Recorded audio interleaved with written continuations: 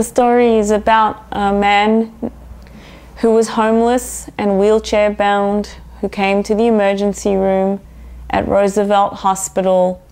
He had taken a massive drug overdose. He had announced to everybody that he had taken an overdose. He made it very clear verbally that his intention was to end his life. He had taken 700 milligrams of morphine. There was a witness who saw him swallowing all these pills, hundreds and hundreds of pills. The witness was another homeless man who had not only witnessed him swallowing these pills, but had come running through the doors of the emergency room, pushing him in his wheelchair, running up to triage where I was, saying how terribly worried he was about this patient, that he'd witnessed him swallowing boxes and boxes of pills, and that he's worried for his welfare. The man in the wheelchair, Daniel Iverson was his name, was potentially critically about to die. He had taken 700 milligrams of morphine, he had taken other substances, and he had consumed alcohol, and he was very clear and articulate in that he did not want to live anymore. He was now in the emergency room within the institution of Roosevelt Hospital. I was the triage nurse carrying out my job, which is to take care of this man who wanted to end his life by suicide, taking a drug overdose. I assessed him. His condition was critical, and yet if there was immediate treatment, his life could have been saved. In fact, very easily. There's a drug called Narcan, which he could have received. That in itself could have saved his life, or at least prolonged it by hours, and then more treatment could have been delivered. He could have received some oxygen, and that also would have probably saved his life, or if not, that prolonged his life by many hours. There could have been a psychiatrist that could have come to see him to assess his mental status and his how suicidal he really was, and then there was, of course, most importantly, all the medical and nursing treatment that he required, but none of this ever took place. He was denied any treatment at all. In fact, I took him to the resuscitation room. He was in the resuscitation room for at least 20 minutes, 25 minutes, I would say, at a minimum, that length of time, with an entire team of doctors and nurses standing around, and everyone saying that he's manipulating the system, that he just wants a free sandwich and a bed to lie on, that I, the triage nurse, was naive for believing his story, that he's probably faking, that he's just trying to get out of, just wants to lie down, all kinds of excuses, but not one person gave him any oxygen. Nobody undressed him and put him on a stretcher. No one called a psychiatrist to evaluate him. No medical doctor put a stethoscope to his chest. Nobody initiated any form of treatment whatsoever.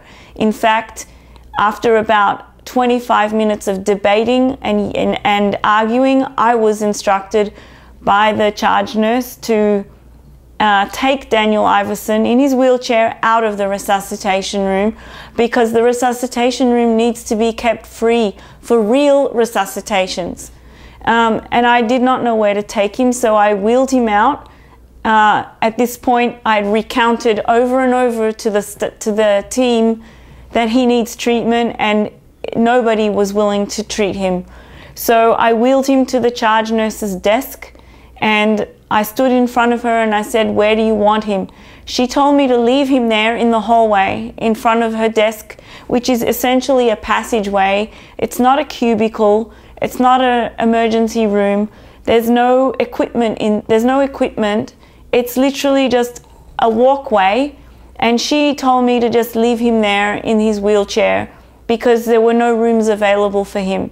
I explained to her that that he needs to be treated, that he has told me that he's taken a drug overdose, that he's taken 700 milligrams of morphine, that he needs oxygen, that he needs Narcan, that he needs to be assessed, he needs IVs, he needs IV fluids, he needs blood toxicology, he needs urine toxicology, all of this, and yet it did not faze anybody. The charge nurse, in fact, insisted that he's not a priority, which she told him and me. She did not... She pretty much told me to return to triage, and she told him that he's not a priority, and if he wishes to, he can go back to the waiting room and wait there. Let me interrupt. Thank you. Now, in addition to everything you said, yes, you had already typed into the computer, yes, additional numerical numerical indicators of low oxygen, that even going down to 95% is bad, and he was in his 80s. 70s. So right there, game over, that they can't maintain their argument. Right? Not in my opinion. And they did look at those numbers, they knew they were on the screen. They were 100% locked into the computer system. They are in the MSTAT computer system, the emergency medical, whatever it stands for, system, and it's there till this day, and it will always be there. But what you just told me and told the video camera is a violation of HIPAA. You have just revealed private information about Daniel Iverson, and the argument goes that that communication to the world is not causing harm, it is helping bring justice in his behalf, that he was killed.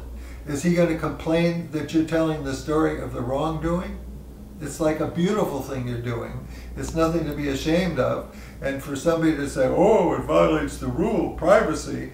Tell us about privacy. Is privacy right now, at this time in American history, privacy is a pathetic joke. We are living at a time where we have learned that our Fourth Amendment privacy rights have been deliberately, totally violated. Yes. So it is to be excused that you are providing the public with this information. You are not causing any harm to David Iverson. You are, Daniel? Daniel Iverson. That you are saying this in his behalf. I'm saying this in his behalf, and in any person that ever comes into the same situation in the future. Will be benefited by their treating him differently. Yes. Okay.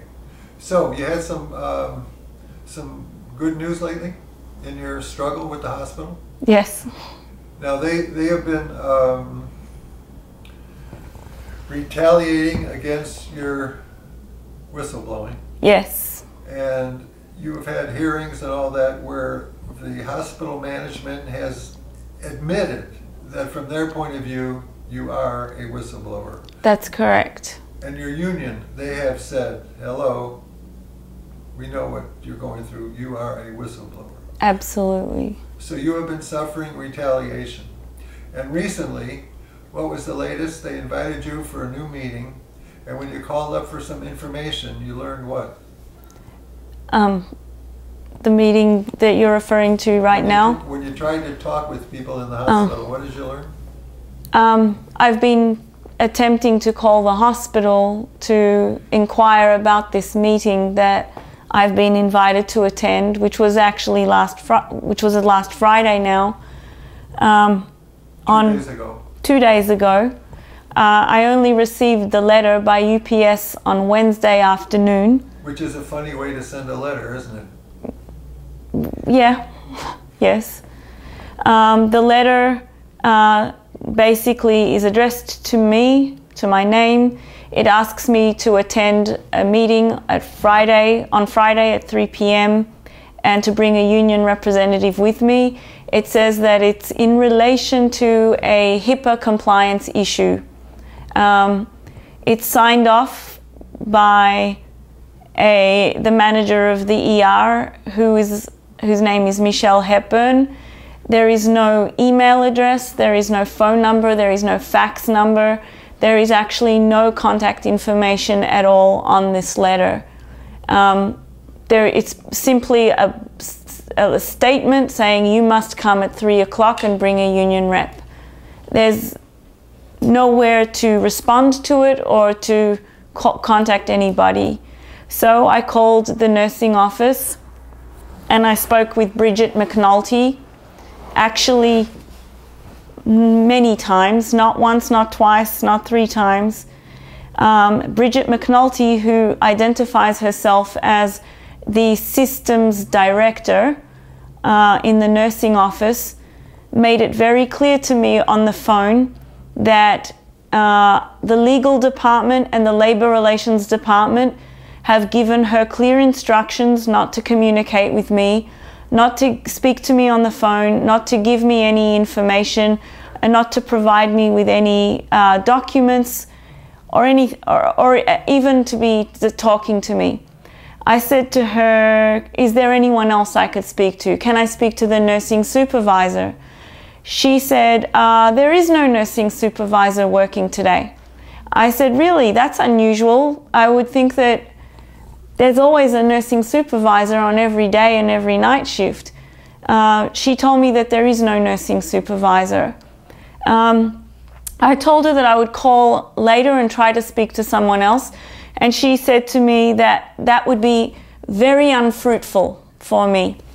I recorded that conversation and I have it recorded here, but I did call her back and I spoke to her a second time, and again she told me that she cannot speak to me and she cannot put me on to anyone else. I said to her, listen, I recognize that you will not speak to me. Maybe you could put me on to a supervisor, another, I don't know, the benefits office, the payroll office, the nurse, anyone. She told me that as the systems director, she has instructed everybody not to communicate with me.